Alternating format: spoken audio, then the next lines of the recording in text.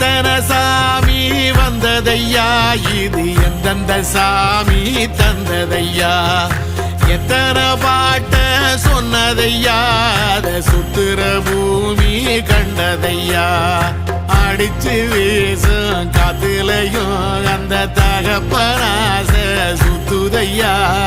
பிடிச்சு பூக்கும் விதையிலும் ஒரு வம்சத்து கதையே உள்ளதையா,